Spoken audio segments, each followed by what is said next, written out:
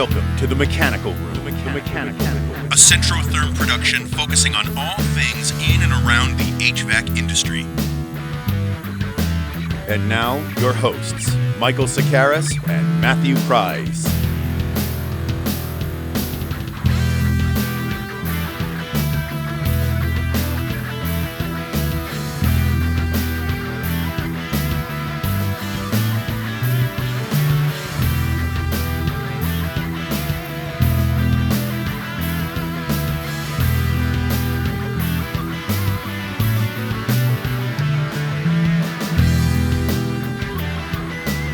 Ladies and gentlemen, welcome to Volume 2, Episode 6, I believe. That's it. Of the Mechanical Room. We have some pretty exciting guests again tonight. We're hoping to have two, maybe one for sure. I'm not sure if we're going to be able to squeeze in two. It depends on some things. How are you, Matthew? I'm entertained by you pretending like we don't know what happens in the interview section that we just recorded. We record this a little bit out of order. You know me, I'm an open book. So what he's referring to, of course. Matthew, if in poker. He has no poker face, nothing. That's it. So we are HVAC strong. Ben Thompson is our guest today. Scotsman, father, husband, installer, Instagram Scotch professional. drinker. All that sort of stuff, and then some bonus content. I did not know that his wife, I believe her name is Galia. I did not know that she sort of ran the business side of the business, and he's the the installer, and he's the face of it, and he goes out with the van and all that stuff, and hauls the heavy water tanks around and whatnot, like the powerlifting brute that he is. And his wife joins us towards the end of the interview, and she does all the books, and she's doing a little bit of the marketing stuff, and she's the financials. She's like, as Ben said a bunch of times, the brains behind the whole thing. So I'll include a little bit of that bonus content too. She was out on a walk, just happened to saunter back in. Saunter into the interview room amidst our podcast recording. So I definitely at the tail end. We timed it just right. Yes, and I'll be happy to include some of that stuff. She had some really pertinent and interesting stuff to say, and she's involved with a growing business. Ben just moved from Vancouver to Prince George, so there's a big haul. He moved his family location, moved the business location, and I mean all that entails, which is no easy feat. It's not easy to move, let alone close down business to start a new business. Yeah, and especially, I mean, I'm pretty tapped into his social media. His Instagram is always fascinating and interesting. He's always doing some fun stuff, and professional work, but also it's a lot of him as well. And he made a bunch of trips back and forth between Vancouver and Prince George over the time, so he had a lot of time in the car to chat about it and whatnot, and it was no easy feat. If you do not follow Ben, please do at HVAC Strong. HVAC_strong. He's a legend. Everybody loves him. I mean, and you'll see why. He's just like the sweetest guy. He's a big Centrotherm installer, which is how, of course, we come to know hhim. But that's not the end all be all. He puts in a ton of AC units and furnaces and on demand, and he just does it all. Our interview was wide. Which he is going to talk all about this. Yeah, it's wide ranging. We'll talk about the complexities or the uncomfortableness of crawling around in a crawl space, and then everything in between. So after we get to the pipe segment, we welcome Ben and his wife in the HVAC Strong team, right from Prince George, Canada.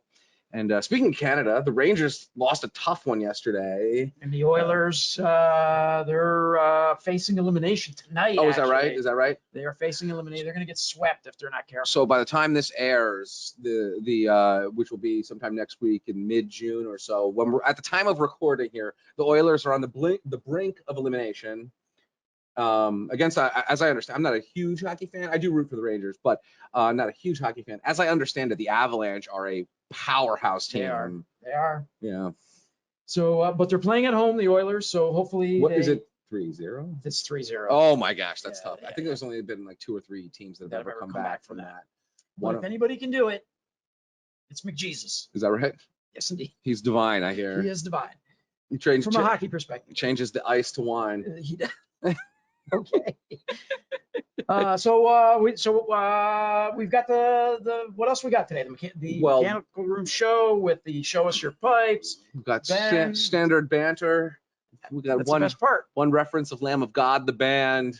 Yes. You know, a little bit of an instance of a toddler playing with a nail gun conversation that comes up in this interview. It's very wide ranging. No gritty dances this time.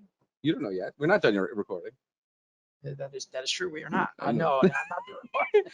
The magic of industrial light and magic. I will Photoshop your head onto your son's body from last, Okay. and then you'll be doing a little bit of dancing of your own there. The gritty dance, of course, made its Gritty debut last time. If you guys didn't check out the HVAC tactical interview, it comes at the very tail end of that one, which was It's our a post-credit scene. Yes, exactly.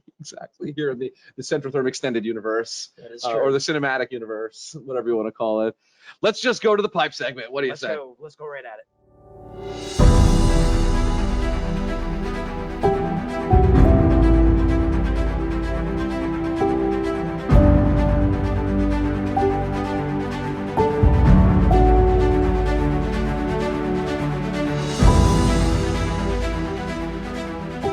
It is that time on the mechanical room where we highlight a very nice install. And I think we're going mobile this month. Matthew, give us the scoop. We are. Actually, I want to mention one of the most adorable parts of this entire podcast came last month. And when you introduced the segment, you have to go back on it. It was just super, super cute. I'll never forget it. You said, hey, welcome back to Show Us the Pipe segment. And it is my favorite part of the show. And I said, oh, is it really? And you went, it is. And then you show of humanity there. What was it that? Well, it was I mean, we talked about how we learn, and we talked about how we show, the different types of stuff, and we always see really interesting rooms. Last time around, it was a billionaire. We're going very different than this time around. It was a billionaire. We learned after the fact. We found out, what the job was about. Yeah, so take a look at that one and hit up Corey Page, Hydro_Tech510 on IG. And you can see the post from last week, or look at our YouTube, the playlist of these ones. And we were like, no way is this a residential house? Yeah. No way. And actually, too big to be residential. Yeah, it was huge. A huge residence. It was, and there was a lot of heating of pool water and stuff involved, which is why all this massive, gas lines and all kinds of stuff like that. Really, really big, crazy. You just never expect it to be residential. But some of us are built like that, and Mr. Billionaire has got a pool, and he likes it at a tepid 77 degrees or something like that. It's gotta be warmer than that. Oh, is that cold? I don't know. It's got at least for my blood. I don't have a pool, so I'm Mediterranean, so I make it warm. So, anyways, for May, we're actually pulling in to Mohegan Sun on wheels. Yes, indeed. Yes, indeed. So last month was the Eastern Energy Expo. Centrotherm was there in tow with our friends at FIA Incorporated in an alley where they had all of their stuff represented. But one of the things that they represent, too big to get inside the venue itself, and that's why we're giving NTI the Show Us Your Pipe Award. So the company is winning this month? That's it. Wow. That's it. So NTI Boilers, if you go to their Instagram page, it's NTI_Boilers on Instagram. You can go and you can look up their post from the Eastern Energy Expo, which includes a really interesting look at their training van. And that's where the installation wonder comes in. What's so cool about a training van, Matthew? Well, the diamond plate, obviously.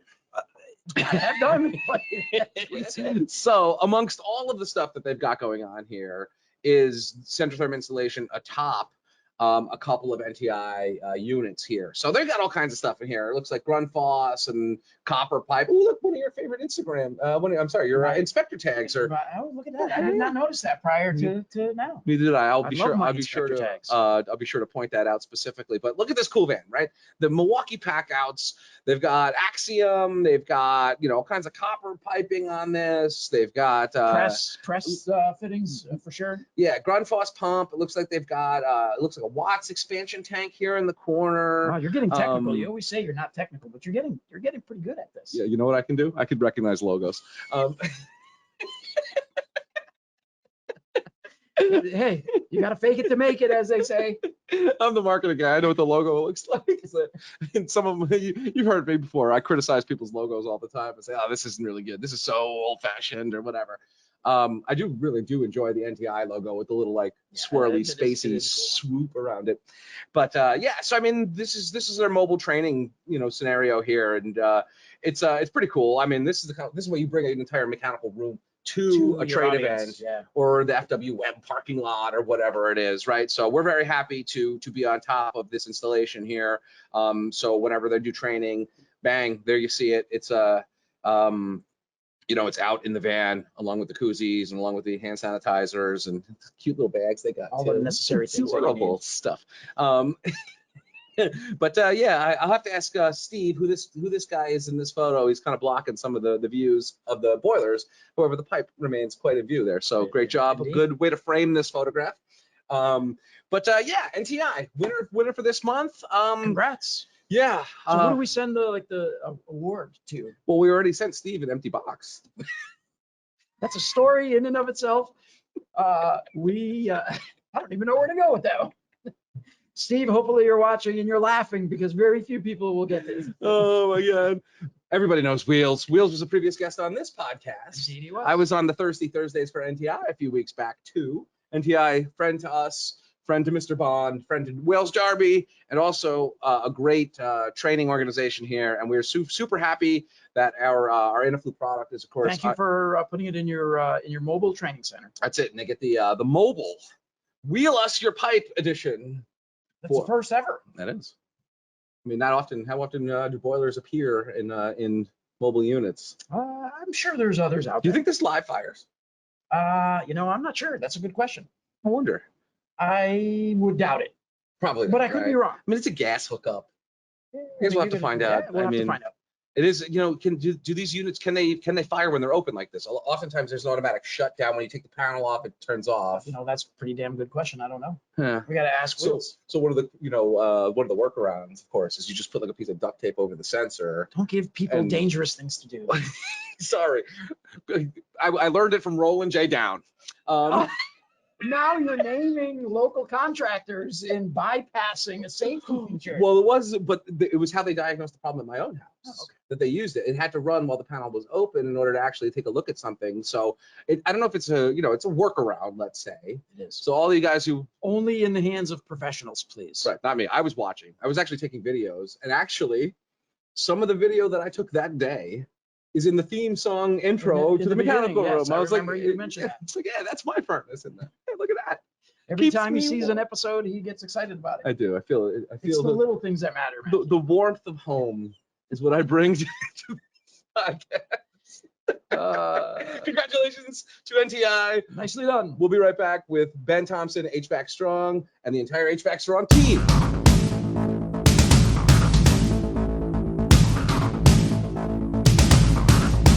Welcome back to the mechanical room, and we welcome in yet another astonishing guest. We've had nothing but incredible talent on this season, and our guests are only getting better and better and better. And with that in mind, I'd like to introduce everyone to someone that they probably have seen all across Instagram and across the trades, Mr. Ben Thompson. He is the internet sensation behind @HVAC_strong. That's his handle, so get it. Go and follow him. He's the owner, proprietor, the president, the grand fromage, the lead installer of HVAC Strong, formerly of Vancouver, but recently relocated to Prince George, BC. We're going to talk a little bit about your reshuffling the cards there with your family and your business. Definitely want to hear a little bit about that. He is a Scotsman, a husband, a father, a power lifter, a deliverer of beautiful HVAC soliloquies from his driver's seat, a friend to all, especially us here at Centrotherm. Michael, please welcome our guest, Mr. Ben Thompson, into the mechanical room. Hello there, Mr. Ben. How are you, man? I'm doing fantastic. How are you both? We're doing great. I think I'm doing great. How are you? I'm excited now that we've got Ben on. It's a long time coming. Ben has been on our radar for quite some time here. He is one of the most professional installers on the scene. And that's not just Centrotherm products. It is the spectrum of the mechanical room. And we're here. I'm looking forward to his expertise and hearing about how he goes about his day, about moving his business back and forth between Vancouver and Prince George, which are 9 hours if I followed your Instagram closely. That's gotta be. He's got a lot of time to create the good morning messages in the car. Yes, indeed. Yes, indeed. I got to ask you one question. It's on your shirt. It's on my PC. HVAC strong. There's some substance and meaning behind that. It's part of what you do. Tell us a little bit about the name and how it came to be. Well, I used to be strong. I'm not sure about nowadays. Maybe not as strong as I used to be anyway. I believe it was actually the wife that finally came up with the, she obviously owns the company with me. She does all the back end stuff. She does the accounting, operations, kind of that sort of thing. She's the brains. I just merely do the work. As most women are. Yeah, the brawn. But yeah, I believe she came up with the name. Logo wise, we actually reached out to Jamie at Northwest HVAC. He actually designed the logo for us. I am not great with technology, computers, that kind of stuff. So it's although I'm a trained draftsman, I'm not a logo designer. So we got him to do it. Yeah, just ran with it from there, really. So yeah, ex strongman, then ex powerlifter. Now I dabble in the gym a little bit. I wouldn't say I just go as hard as I used to. But yeah, that's kind of where it all stems from. Is that powerlifting back home, or is that something you did while in Canada? So I did strongman or rugby. Then I moved to strongman when I was 20, and I did that for 6 years straight. And then when I met my wife, she was a powerlifter, and she was like, you know, doing strongman is kind of killing you slowly, because I hadn't had a break in 6 years, and it's really rough on the body, like really rough. So she was like, why don't you try powerlifting? Because it's more just static, you know, bench press, squat, deadlift. She's like, try that, maybe it'll feel better for you. So I did that for another 5 years, something like that. And then life happened. We started a business, had a baby, COVID, all that kind of stuff. So I kind of just was like, well, there's other things that need to be prioritized here. But now you're back on the pitch, right?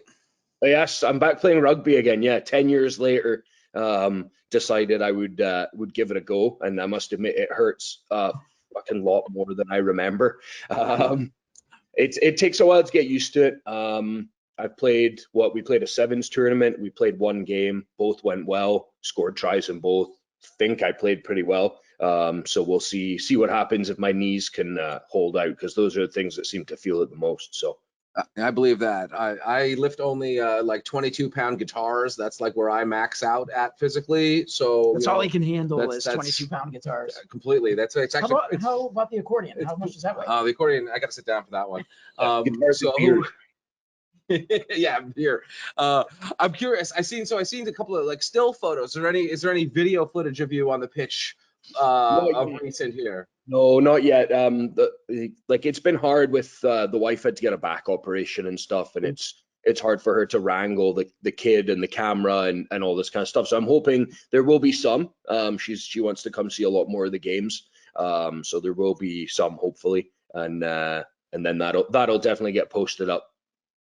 Sure. And your kid is it's your daughter, correct? Yes. And I assume that's a big handful, a young power lifter in the making, probably just tossing the coffee table around and all kinds of stuff like that. She's pretty young, right? Yeah, she turned 2 in March.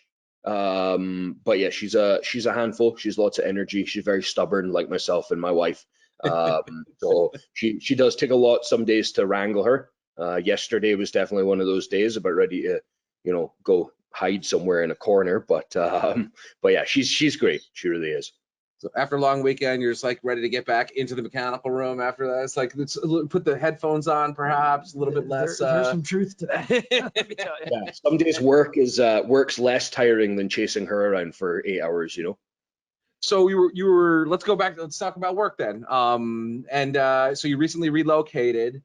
It's a big to do. You want to just, tell everybody what the big change is and maybe why a little bit, because you were a mainstay in the mainland Vancouver area for a while, and now you're 9 hours north.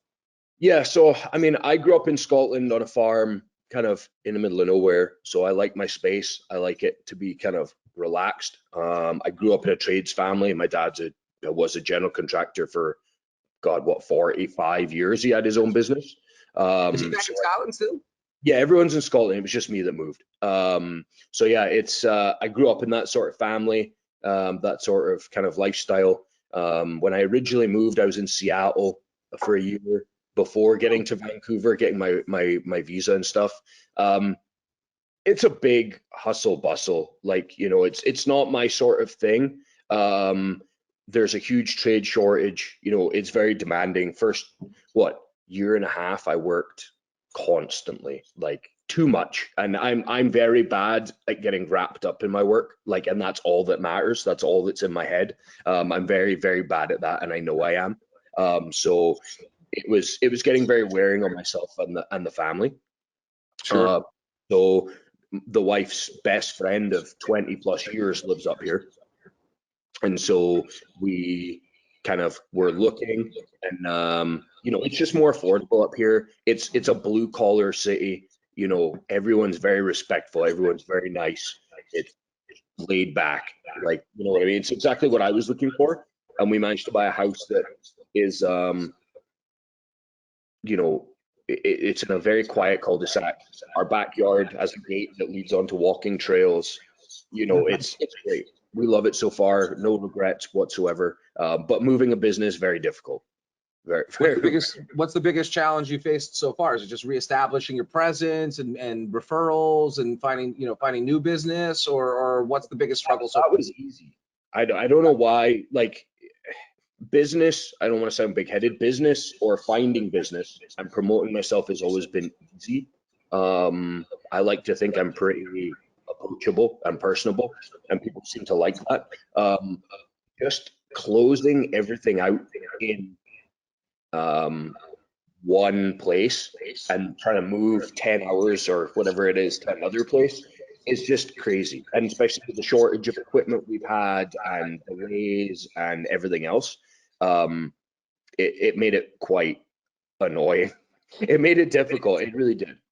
I have two questions. One, relative to just the geographical switch.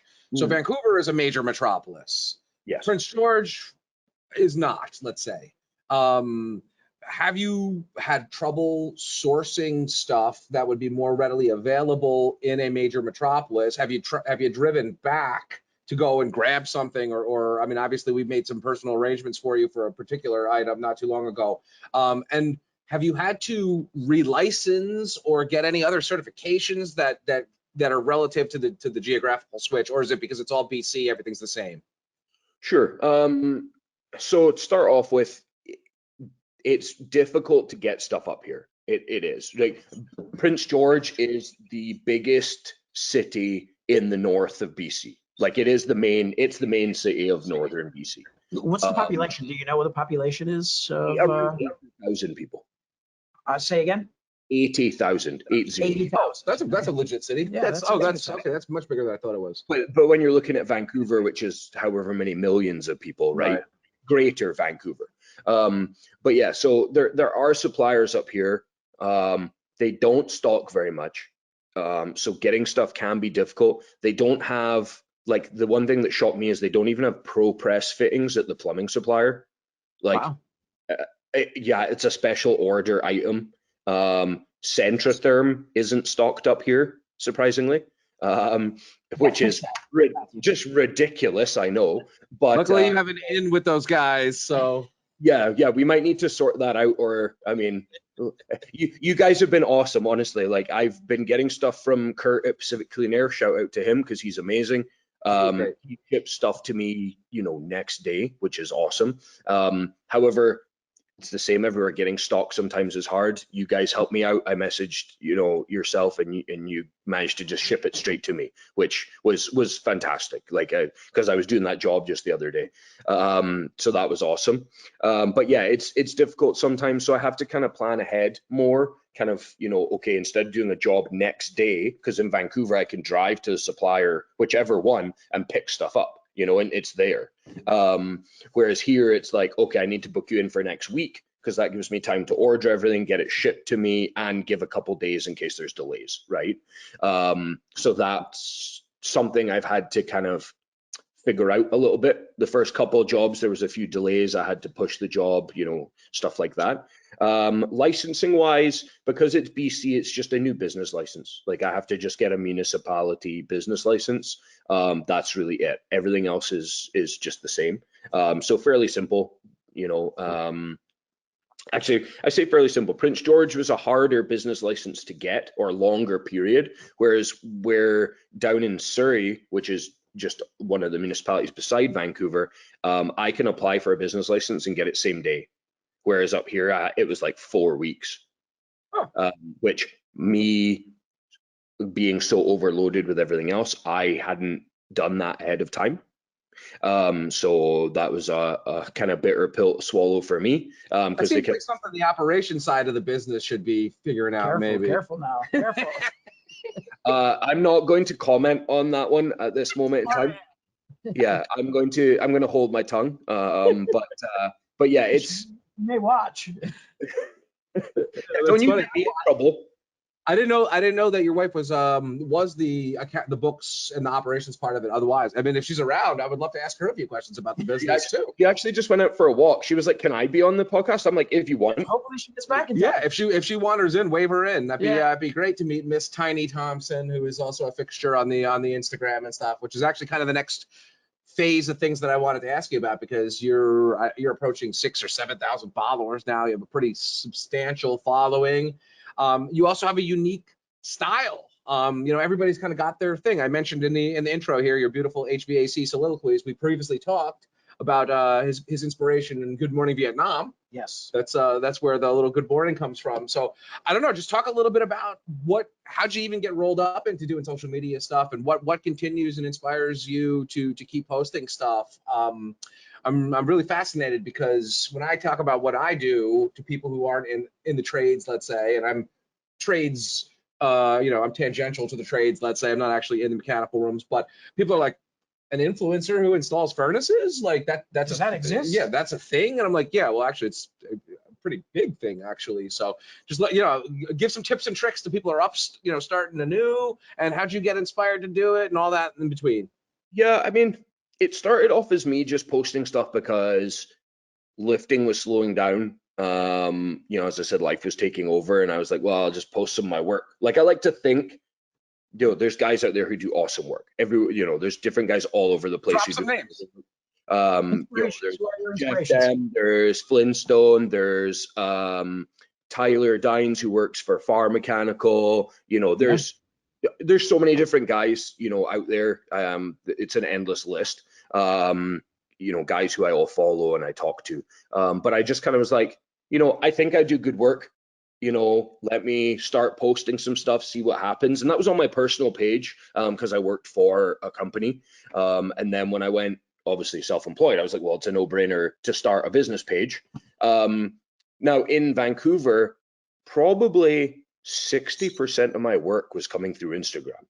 Like like referrals, or people finding me on Explore page, or contractors, or anything. Like, it's very surprising how much came through there now. And I get tons of messages from guys who are like, I'm starting a company, how do I get leads, because you're always busy? And I'm like, honestly, I have an Instagram page and I have a Google page. That's it. I don't pay for advertisement, apart from the wrap on my van and like stickers and t-shirts, which to me, that doesn't count as advertisement. That's the business, right? Yes, indeed. A lot of that is relationship and keeping in touch and exactly. I mean, yeah. So I don't pay for ads. I don't pay for mail outs. I don't do any of that crap. I don't think, unless you're building a company, like I want to build my company now that I'm here, but I'm not in a rush to do it, because I find when you rush, there's a lot more growing pains than if you just take it as it comes. Now, I've only been here 3 months and I'm ready to employ somebody, but I'm just trying to, you know, as I said, feel things out and work on it, right? But yeah, Instagram presence is great. Google, just get reviews. Like, I got 70, I think, 5-star reviews now, and you'd be surprised. Like, you get an email once a month that shows you your activity through Google. Mine has skyrocketed since moving here, because there's a huge shortage of trades. Like, Vancouver was bad, but here is ridiculous. Like, they don't have an HVAC program at the trade school. So I think there's a bigger shortage of HVAC guys than anything else. But what I've said to a lot of people, which maybe I shouldn't say this on here in case somebody listens, but everyone's so busy up here that they don't pay attention to service. So like I've had a lot of jobs already that I've taken from another company because they've gone and looked at the job and never even supplied an estimate, never given the customer a call back, nothing. Like their service just disappeared. So everyone always said to me, when you move up there, you know, as long as you've got that big city mentality and you don't lose it, like you're gonna be busy. And it happens straight away. Word here travels so fast, like so fast. One of the things that Matthew and I always talk about is in BC, particularly around Vancouver and surrounding markets, there's a huge number of social media influencers of high quality. Yeah. Right. I mean, I would say that that's probably the most densely focused market of high quality. Yeah, to put it into perspective, when you were of course invited to our Miami thing, you were in the midst of all of this stuff, so you couldn't make it down in March. Yeah. You obviously were missed, but you were on the list. But BC, even without your tremendous presence, was still one of the most highly decorated or represented area. For you've got a question, you're going somewhere with that, but we've had Sadler on the podcast. Legendary, Colin is just the sweetest guy around. We've had Terrence on the podcast before. 2 weeks ago, we gave Victor Pregal the OG like plumber of the universe award or whatever we called it. 10 years later, we're back for service. Centrotherm still there. So Impetus and Oakdale and Sadler Plumbing and Heating, and of course you and there's a handful of other ones that are up there as well. It's just a very fertile area for good plumbing content. So do you have that kind of density there of high quality, marketing savvy contractors in Prince George? Yeah. No. So you're it. So that's it. So you're the man. Once again, I don't want to sound big-headed. It's just my way of doing things is not blue collar town style, right? Like I was obviously, because I was based in Vancouver, I was working towards that demographic, which down there is very much, younger, more on social media, people who look up reviews all the time, like that sort of thing. Like, whereas here, as I said, it's definitely word of mouth. Like, and I think people go to church a lot more up here. Like, it's still a big thing. I wasn't raised in a religious household. I don't go to church, but that seems to have been a big thing as well, because like church community is huge. Like I know it's just community. It's where the people are. Yeah, right. Any community, and so that's been a big thing too. And just there's a lot of Facebook pages up here. Like down in Vancouver, there wasn't so many for like the community. Up here, there's a lot of community Facebook pages and a lot of community Instagram pages. And my wife, I don't do Facebook that much. It's linked to my Instagram. So if I post on Instagram, it posts on Facebook. That's it. Because I'm not a big fan of it anymore. But the wife is really into it, and she has her photography company too. So she was posting on all these pages for her photography company, for HVAC Strong, everything. And yeah, word traveled really fast, and there's been companies giving us shout outs and stuff already. People putting reviews on some of the community pages, just saying, had a furnace put in by Ben, he was great, give him a call if you need him, all this kind of stuff. So that's really been a huge thing. But yeah, just need to definitely gonna expand, but how and when, not quite decided yet. Certainly. So you hit on a key word, which is service, and I must say that there is a theme. Maybe let me know if you agree. But when we speak to people like Colin Sadler, that is, when we speak to Terrence, when we speak to these higher level contractors that are craftsmen, that are highly professional, the service offer is always at the forefront of how they operate as a business. They want to do the best work, use the best products, be the most professional organization.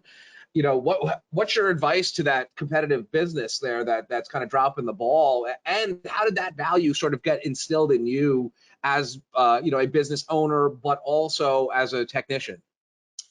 Yeah, I mean, So the company I worked at, which will they'll go unnamed, but the company I worked at was part of a service provider kind of organization called Nexstar, which I'm sure some of you have heard, right? know. Now, I don't agree 100% with the Nexstar way because it creates very robotic technician.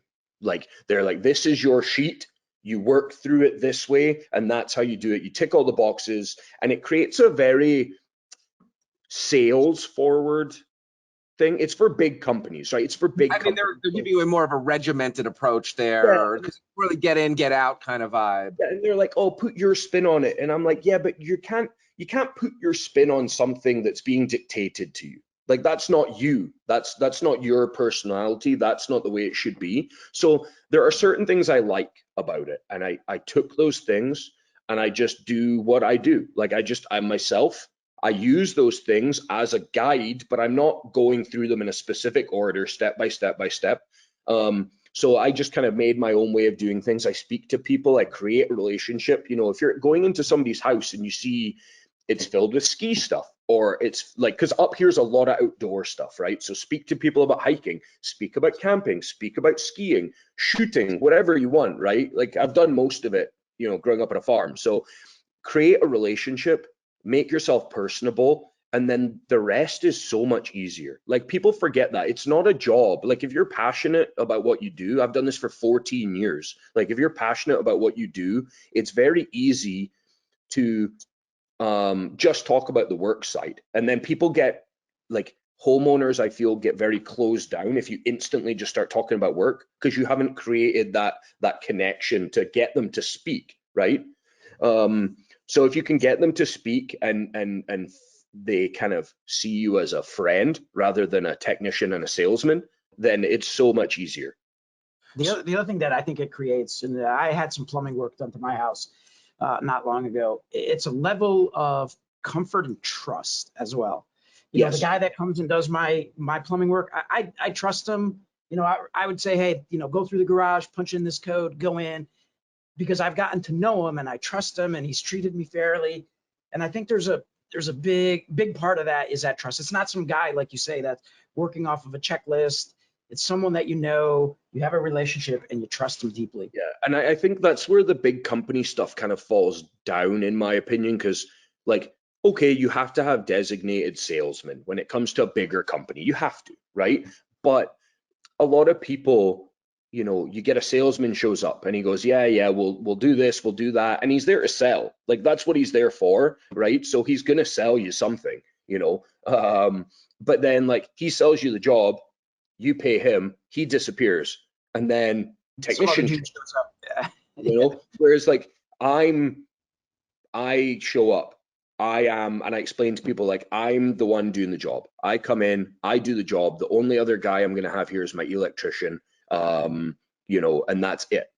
So like if you're happy with me, that's what you're getting. Like you're not getting a guy who's 2 years into the trade that's going to show up and hack something into place, you know. And a lot of people, like, I'll take my phone out. I'm not afraid to take my phone out and show them Instagram, show them the pictures of what they're going to get, you know, because I have it all on there. I've got comparable systems that I can show them, be like, look, this is what we're going to do. It's going to look like this. It's going to work like this. And, you know, that's what you're looking for. It's what you're paying me for, right? So, but as you said, down in Vancouver, there's so many good companies, and I was friends with all those guys. Like, you know, we bounce work off each other all the time, but all of them provide a great service.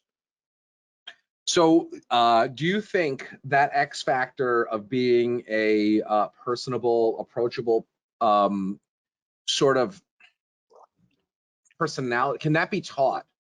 Or is that something that you think you've been successful because it's sort of intrinsic to you? Obviously, you're funny and articulate and all these other things beyond the. Who have you been looking at? Well, I'm a little groggy in the morning when I'm looking at my Instagram. You know, maybe my judgment's a little off. But no, not everybody can be friendly with everyone, and some people are very technical in nature and genius at this, but can't hold a freaking conversation, you know. So I mean, maybe I'm just not even having a question. It's just sort of complimentary to you and to people like Terrence who are outgoing, friendly, disarming, and also extremely technical, so you can do the work, but also have that camaraderie isn't the right word with the customer, the client, Trust. Go back to that trust, and it's not just it becomes less transactional, I guess. Yes, it's a relationship. Yes, yes. Like when I say to people, like, it's going to take me a year in order to create that turnover of customers, right? Because I'm doing all these installs just now. I don't have a lot of service calls. Everyone wants AC because they're scared of this heat wave that's coming in, right? So it's mostly just installs, and I'm okay with that. Is it hard on the body? Yes. Does it suck day in, day out? Yes. However, in a year, when I look up in my calendar and go, oh, Mrs. Brown needs a service, and so does Jim around the corner from her, and everything else, when I call them, I like to think that they're going to go, yes, book me in. We like you. We've dealt with you the whole time. Book us in now, get the service done. And it's about creating those lasting relationships. It's not just, this is a sale, this is the install done, see you later, I'm out, right?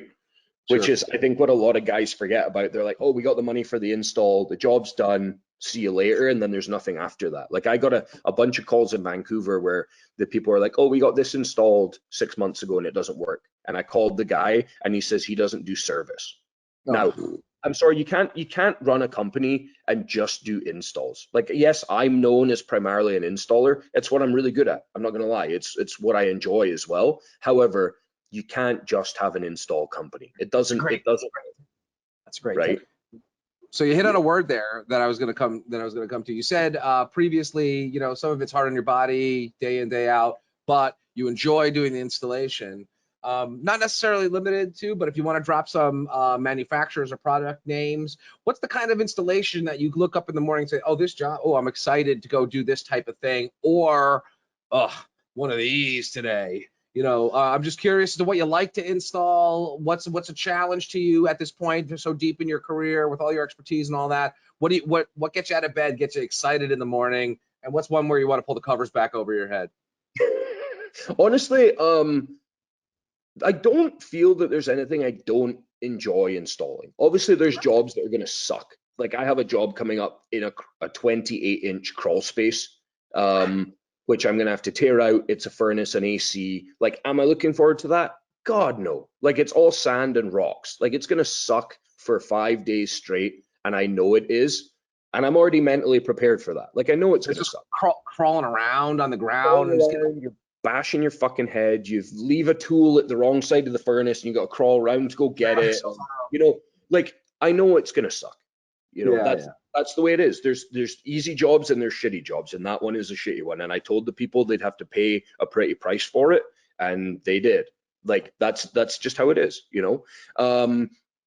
Is there jobs I enjoy? I mean, I really just like HVAC. Like, it's the only job I've ever done, like, or proper job. I'll say I worked with my dad and I worked in bars and stuff like that. But I did my apprentice, or my, like, it's an apprenticeship. It's a 1-year course in drafting and design. I got a job for an oil and gas company doing HVAC, drawing and 3D modeling and stuff like that, for the oil rigs. So I did that until I turned 18, and then I was like, look, you got to get me out this office. Like, I can't sit in an office all day. So they sent me offshore as long as I signed up to do my apprenticeship, which I did, and it's all I've done since. So I live for HVAC. Whether that's sad or not, I don't know, but I really enjoy it. I don't know what I could say. I really like doing, like, on demands is fun. They're easy, but, like, I think you can make them look really nice. The job I just finished last week, I did a furnace and a heat pump and an on demand. It was great fun. Customers super happy. And that's all I can ask for in the end, right? I put a lot spin on that question just a little bit. Sure. What are some of the brands that you love to work with? Sure. I'm really liking it's a Gree product, but Toso has it, Continental has it, Napoleon has it, and Gree sell it themselves. So it's the side discharge heat pump systems.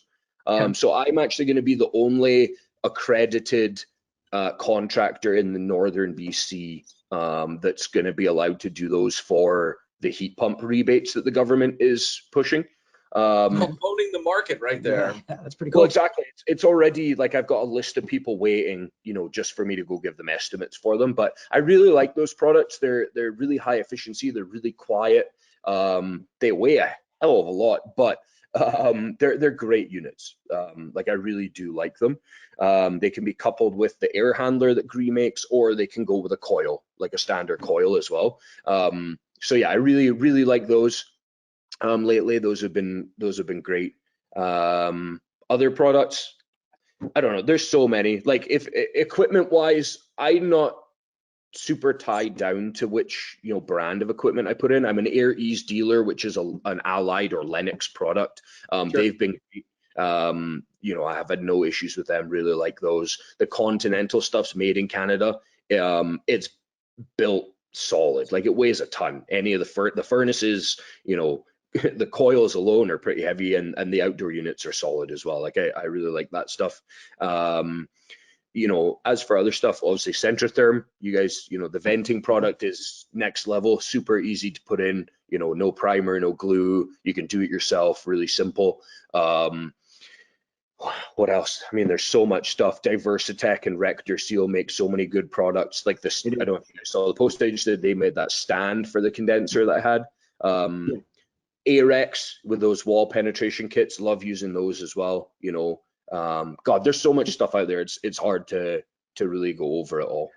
So that was a swath of names. So you're handling all these products from all these manufacturers. Yes. What's something that's out that doesn't exist that you'd love to see, whether on the venting side or something else? And maybe also what's like a tech support or a customer service best practice that you've dealt with that so these are two completely divergent questions. This is a bad interview. Well, let's see. I'm gonna slow down there for a second.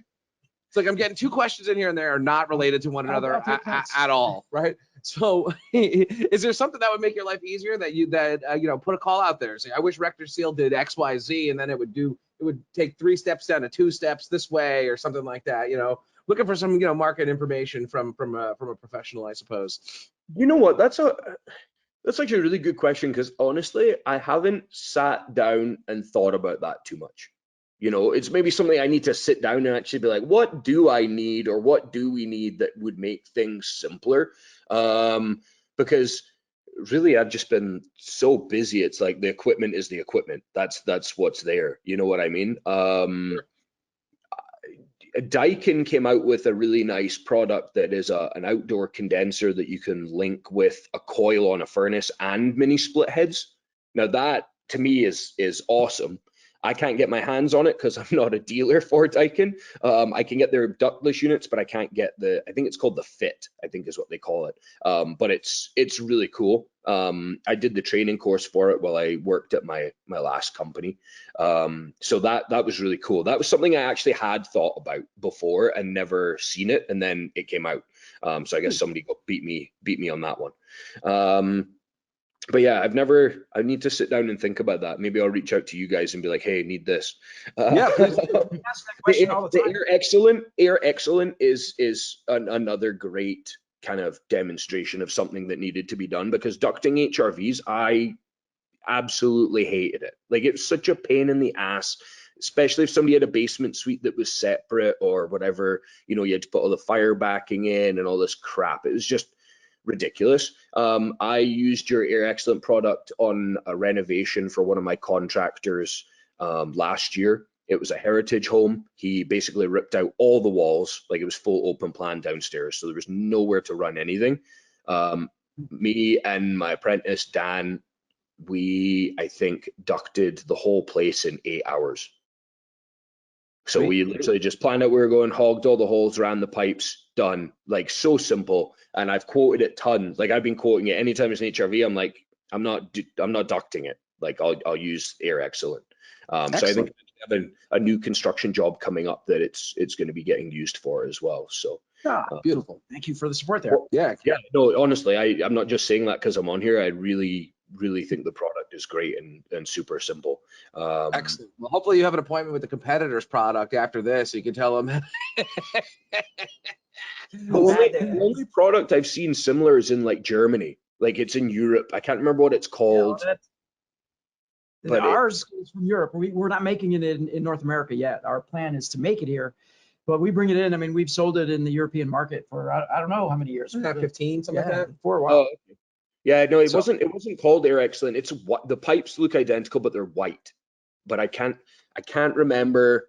I can't remember what it has. Some white flexible, but I'm not sure if it's I think all our Air Excellent is green even in Europe. Green, so I'm not sure who it is. It might have been something different. I'm sure it was in Germany as well, but I can't remember. I'd have to look it up. And what was the other half of your question? Because it's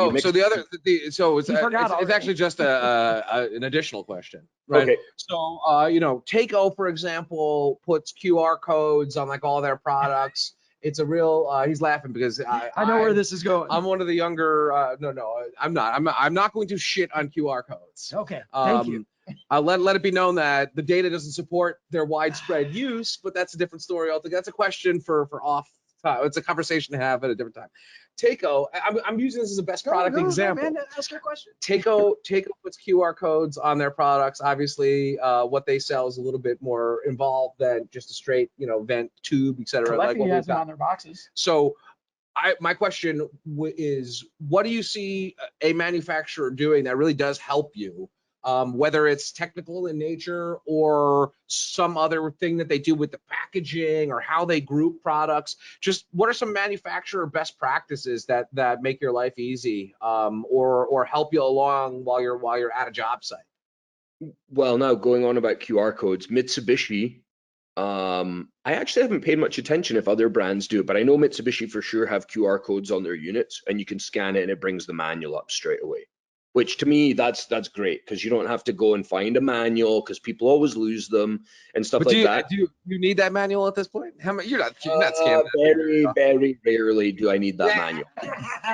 So you see where we stand on this, No, right? but I just play back and forth here. I understand the view from both sides of it. I do get it. I think QR codes, if you're looking up a menu nowadays, I can live with a QR code that works. But yeah. I don't look manuals up very often unless I need to. But you're a pro, and some folks need that little extra. Well, no, I never claimed to be a pro. That's for sure. But yeah, it's if I need to look up the manual, I will. But what do they do? I don't know. Tech. If you look at tech support, like you guys have been great.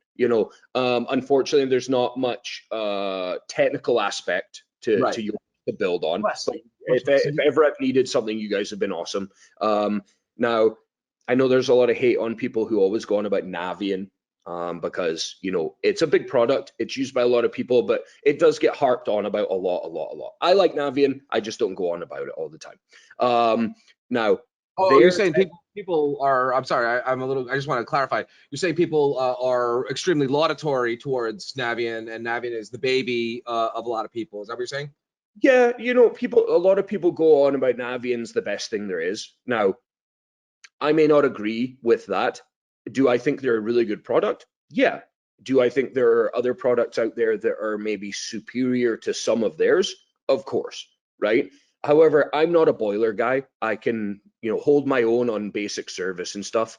Back home, plumbing is plumbing, HVAC is HVAC. They're two completely separate things. So all the boiler stuff I've learned is kind of as I go, or watching videos. But anyway, a lot of people are like, Navian's this, Navian's that.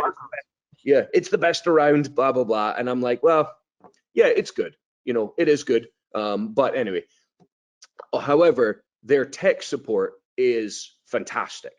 Like, next level tech support. As long as you have a multimeter and a screwdriver, the guy on the phone can usually talk you through how to diagnose whatever the issue is, and if it needs a part, they'll send you it in 2 days if it's under warranty. Like, they've pumped millions into it, and it is really good. So that is a really good thing with them. I will give them that. They definitely excel on that side of it. As for packaging and stuff, I mean, Or, I mean, just in general, not, I mean, I was just going. We mentioned the packaging because Calefi has, on the outside of every box, they have a QR code that takes them directly to the install manual. Yeah, which I mean, as I said, that's a great thing. You know, a lot of guys don't read the manual. Not the guys that we have discussed. Not the guys that we've discussed already, because they're all pros, we'll say. But there's a lot of people who don't read the manual, and yeah, maybe they should scan the QR code and learn a little bit first before just trying to put stuff in. But that's another conversation. Indeed.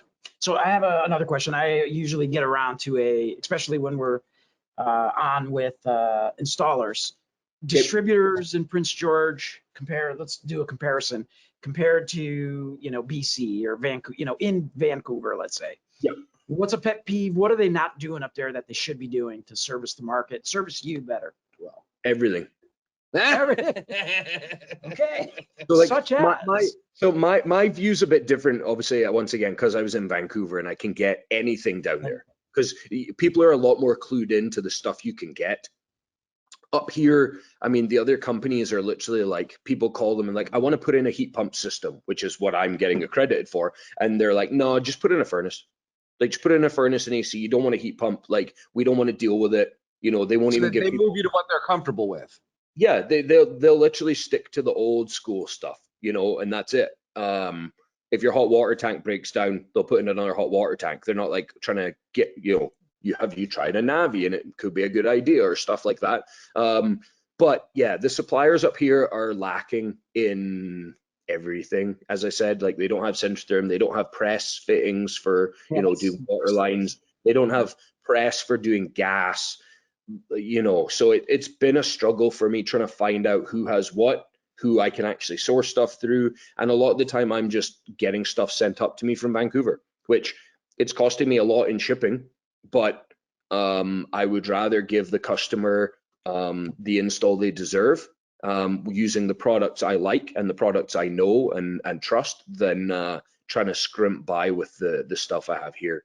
So do you think that some of the things that you do on social media, where you're showing the work that you do, is going to drive other contractors in that market to that and hopefully bring awareness to the distributor? Or do you think that that's a long-term play?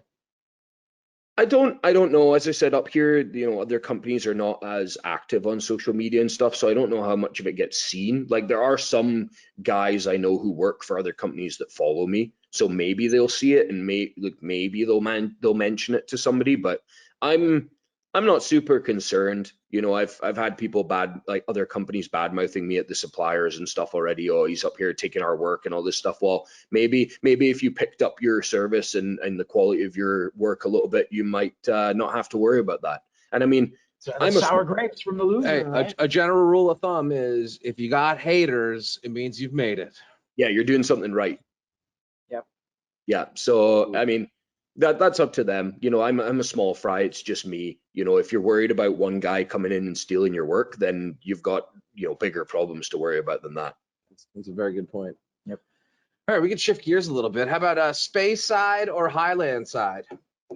That's going to depend. So of course we're talking about Scotch or single malt. But that's going to depend on my mood. Some days I can drink a Space Side and it goes down really well, and other days it doesn't. I'm not really into a lot of the Islay whiskeys are very peaty. Now the peaty flavor gives me terrible heartburn, like just the worst. Usually the next day if I've had too much of it. But yeah, it's I'd probably try and stick to the Highlands a bit more. They're a little more smoother. But I mean, I'll drink pretty much anything if it's in a glass. Yeah, fair enough. So that means if you like it less peaty, that means a blend is gonna do you a little bit better than a single malt. They have a tendency to be a little bit more one note style. Yeah, which I'm not I tried to stick to single malts. If you're gonna drink like whiskey, drink something proper. Blends. There's one called Monkey Shoulder, which is a blend. Yeah. It's very good. It's probably one of the best blends out there. The rest, yeah, they're okay. Like if somebody's going to mix Coke with it, then yeah, they'll get a blend or something cheap. But if you're looking to drink proper whiskey and just have a splash of water, then single malt all the way. So what kind, if you're going to the store or you're out, let's say Centrotherm was taking you to dinner and money's no object at this point, of course, coming out of my budget to get you a cocktail or two. What are you ordering? I do like Macallan is good. Yeah. Glenlivet is also a good one. There's a really good one called Glendronach. I've heard that one. I don't know if you guys will get it down there. We don't really get it up here either. It's well, if you find it, it's very expensive because of the import taxes. But at one point they ran out of 12-year-old, and that was their best seller.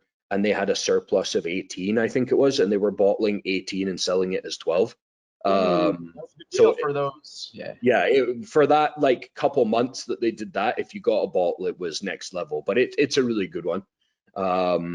Those are kind of the main three. As I said, a blend, Monkey Shoulders is pretty good.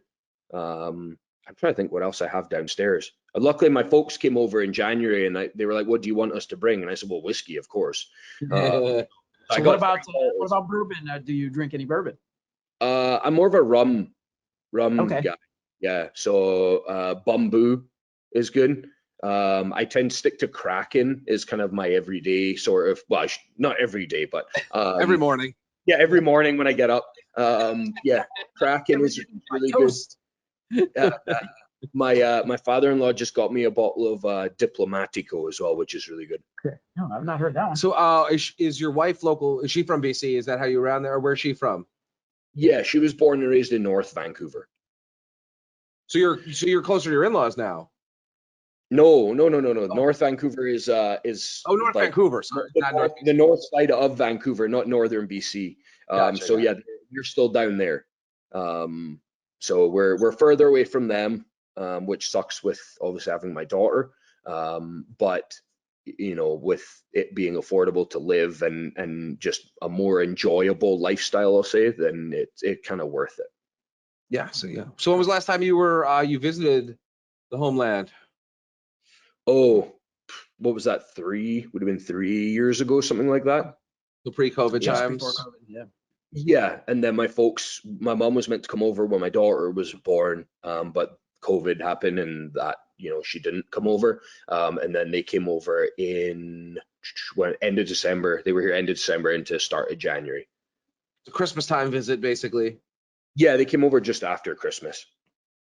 Nice. That's good. So we always ask a question as we wind it down. Do we? Musical preference. Oh, yeah, we do ask that question. And we always argue about it. Just like QR codes. He has a particular taste. When you say one particular genre, and he goes, "Yeah, that's right," or Oh, you say, "Oh, I did give it away a little bit," and then, or if you say you like something else, and he'll be, well, then he's gonna cast some serious judgment upon you.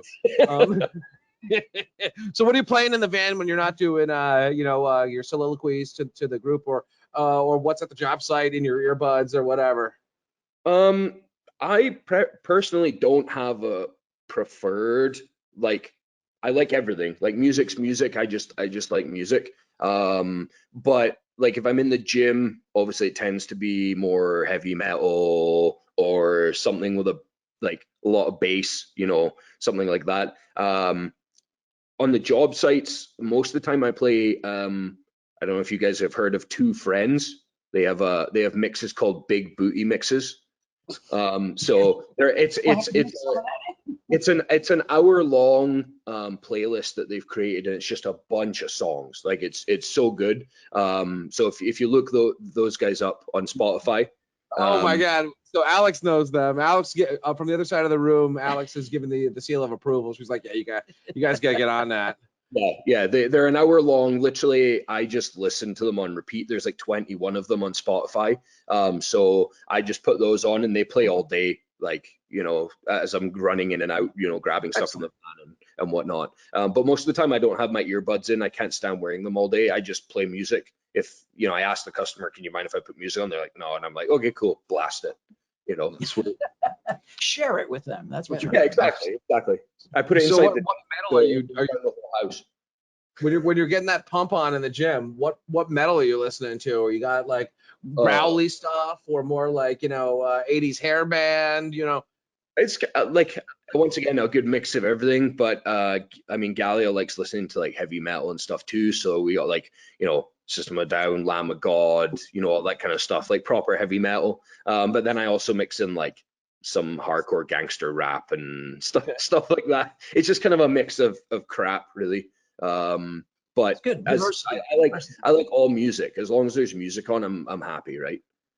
Sure. I mean, that's good. I mean, it certainly adds character to whatever it is that you're doing, whether it's the gym or... My office is always like thumping upstairs. It's There's a lot of scorpions lately, pouring a lot out of the sales director's office there. It's very it's been on the high rotation list of late. Well, my daughter just heard Kiss shouted out by Kiss, and she loves it. So we have the Google Home like hub, and she'll come over and be like, "Daddy, play Kisses."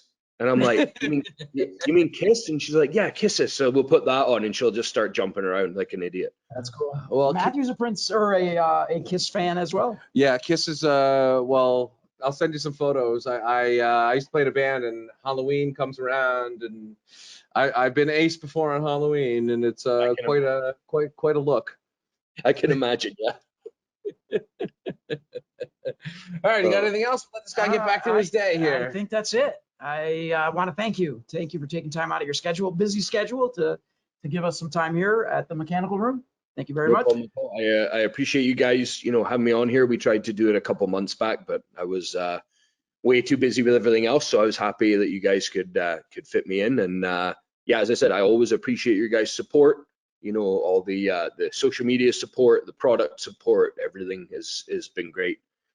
So hopefully I'll actually get to meet you guys in person shortly. We'll you make our way to BC or some other event down the road. So he's met, of course, Mr. Dan Smith, and he's met Yes, Mallory Epstein. Oh, that I did not know. So there's been some Centrotherm in his some actual like warm body Centrotherm in his life, but certainly we need more. As we've spoken behind the scenes, I don't know if I'll get us together quite for August. My plan was for August, but things are just going bananas. But I do want to have a Canadian centric Centrotherm event, which of course you'd be on that short guest list with some of those other names, including Mr. Tyler, who I met recently in March at the CMPX show. He grabbed my ass outside of the Rogers Center from behind. Yeah, he totally did, and it was good. I mean, and it was good. I welcomed it. Well, yes, I didn't turn around and smack him. I was a little surprised, but he did. You never know what you learn on the mechanical room. Yeah, those far mechanical guys, they're friendly. What happens in the mechanical room stays in the mechanical room, right? I didn't get any of that action. No one grabbed my ass. What's that? Well, we could probably have it arranged. Oh my goodness. There's a few people when we go to those wind supply meetings, Okay. I won't explain what I mean by that. I know.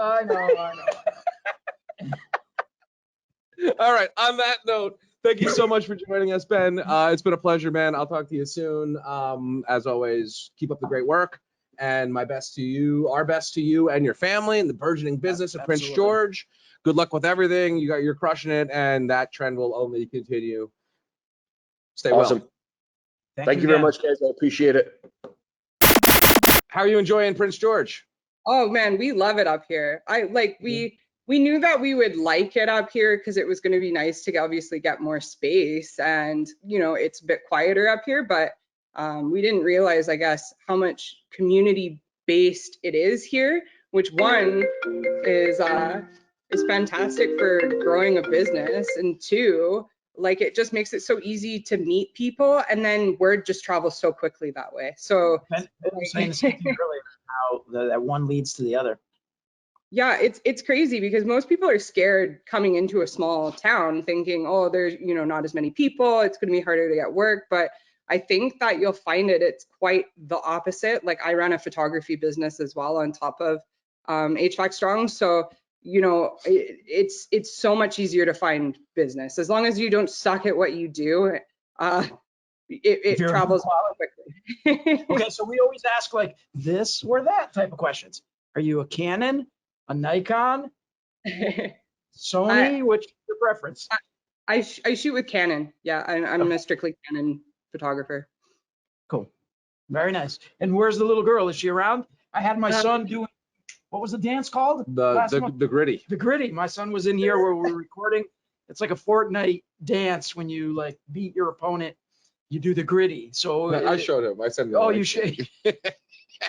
Is your daughter there? Can we say hello? No, it's actually funny. So because we're in a small town, she's in a daycare that's really, really close to where we live. And nice. I just got back surgery, so I'm just walking a lot. So I was out walking, and then I was like bumped into them at the park. So I was just kind of like, well, I knew that he was recording a podcast and I didn't want to bother him, so I just hung out there with them. Family affair. Well, Yeah. as soon as you walk back in, I threw the recording on, put you right back on the show here. So if you have any like words of wisdom for the HVAC trades and all, you know, the dozens and dozens of viewers we have, that's the time.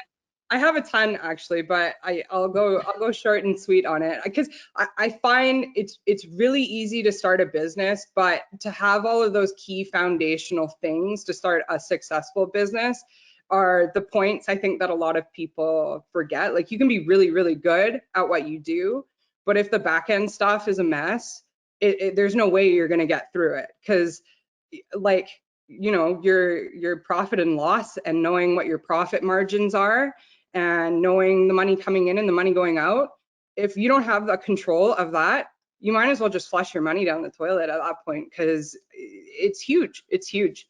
Like you can make a ton of money, but if you don't know where it's going or where it's coming from, it's pointless. It's absolutely pointless. So if you don't marry someone who's done accounting and administration for the last 10 years, I highly recommend either going in business with somebody who has a control of those things or get married to somebody or a mentor or somebody who's going to be able to hold your hand and guide you and teach you how to have a better control of that because it's huge. As I said earlier, this is the brains of everything. I'd be completely lost if I didn't have her sorting out all that stuff because I don't, you know, so I got extremely lucky on that one.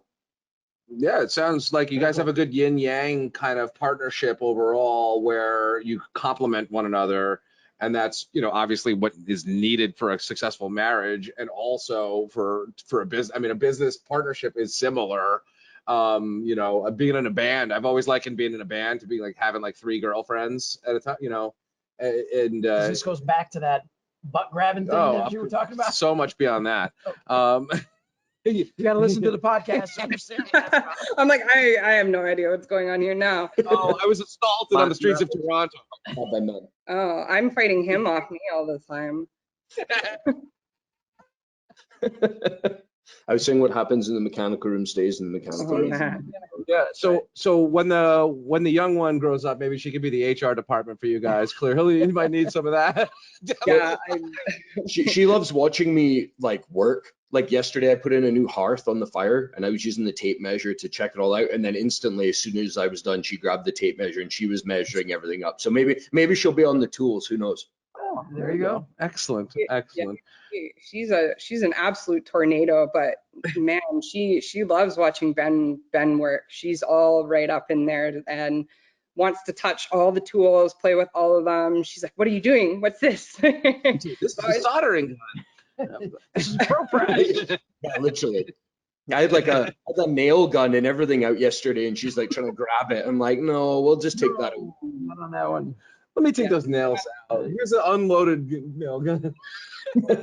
Oh my God. All right. Well, appreciate it again. I will. I'll get the stuff edited up. Yes, thanks for hopping on as well. I will chop up some of these sections as well and then edit in as bonus content, whatnot. So appreciate it. We've got the both sides of the business on here, you know, giving us good advice. So can't thank you guys enough. We are very big supporters of your business as well. You know, I post all your stuff when you know, I mean, I share all your Instagram stuff just the same way. I mean, we can't thank you enough for those photos and stuff. So Ben knows this is me thanking you because I didn't know that you were a vital piece of this cog. So it is wonderful to meet you. And we thank you for all that you do. Thank you very much. Thank you very much, guys.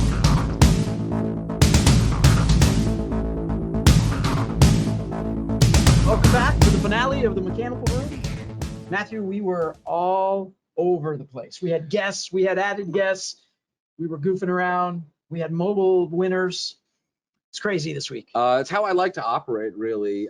We do have a bit of, we keep the show to a formula. We have our little banter in the beginning where no holds are barred. We're talking about hockey. We talk about music, tattoos, golf, you name it, right?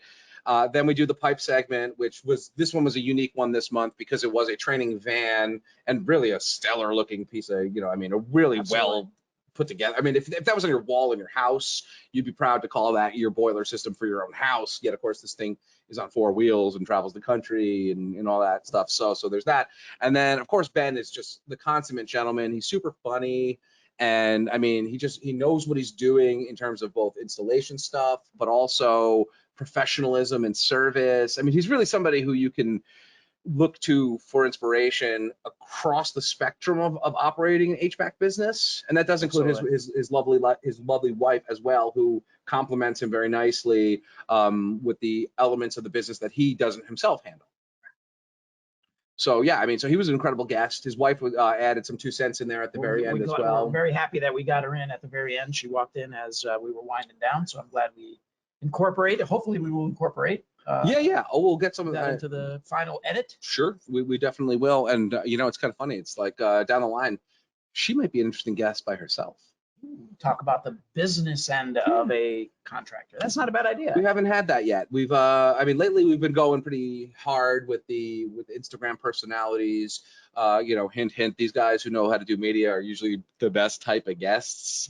So it makes our life as interviewers easier because they have so much to speak about, and they know how to create content. They know how to tell a story. They know what works, what doesn't work. So it's not like pulling teeth. If you go into the archives of the mechanical room, there are a couple of uncomfortable silences or awkward pauses where that's because of us too, right? We were new, we didn't vamp as well as we, horse around and vamp now. Yeah, no question about that. I mean, it's always been a growing process. And I mean, actually, so in tow, we've improved, the guests have improved, the podcast itself has improved. Right. So it's really nice to keep this going week in, week out. Next month we're planning, I mean, knock on wood, the best laid plans of mice and men, they say. That's true. Sometimes go the wayside in the mechanical room, but we're planning on doing our first on location interview next month. And we did speak a little bit about Navien in the interview with Ben. If we can get this all together, we will be interviewing Sean Marshall. He's one of the head trainer fellas at. And now it makes it even more important that we get this pulled off. Yeah, well, I know that we mentioned it. I don't think anybody's going to hold us to count here, but do people stay to the very end? I don't know. If you're still the best part of the podcast, for God's sake. So the interview with Ben went long. Then his wife hopped on. It's even longer. We're now probably into like the 75th to 85th minute. If you are listening to this right now and you put a comment on the YouTube and say, yes, I am listening to this right now, I'll send you a shirt and a hat. So and more. Alex is laughing because she knows it's going to be her sending that hat out there. So, but if you can confirm that you have watched to the end, and you will get something special. That's it. All I want to see is a comment. That's it. Is anybody out there? Hello. Anybody out there? If you put a comment on, you get some swag. That's it. Easy as that. This is pretty deep. I mean, you'll be committed to the mechanical room if you've made it this far. I will be. So we can't give any clues. No hints to anybody that just jumped to this minute. Oh no, yeah, that's it. I will do the standard promotion that I normally do. Okay. We'll post on on the various socials. Last month was our very first Marvel post-credit, feature. If they stayed to watch that, then there's some committed people out there. I definitely linked that to a few people as well. Oh, you did? I did. I said, hey, there was some dancing. Did your wife see that yet at all? My wife, no. Are you kidding? I don't know. No. Well, I mean, you could cue it up. If you messaged her directly. Yeah, cue it up. I did that to Ben. I was like, hey, there was some dancing on the last one here. Yeah, it started. You didn't do it to my wife. I didn't. Sure. I told my daughter. My daughter probably saw it. Oh, okay. So now she wants to be on the show herself, but that's okay. What is her schedule like? I have to check her with her event planner. We need an August guest. Okay. We'll do it from California. We could do it. That would be our second.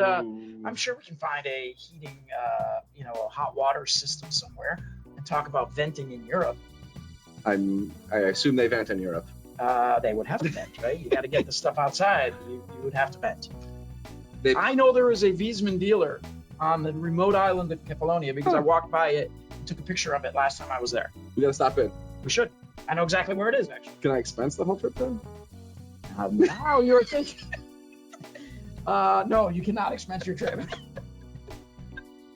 Alrighty. But the beer that we drink while we take the trip to go find this Wiesmann dealer, I think we can expense that. 3 mythos. There you go. That is And what's some feta cheese. That's the fella at the Saint Sophia festival was. Well, I was ordering more than that, and he would just shout them out. 4 mythos. That filled up the thing. So it was me, my wife, and our friend Mita. Who we Yes, met. I did. And so typically I would get a drink for all 3 of us.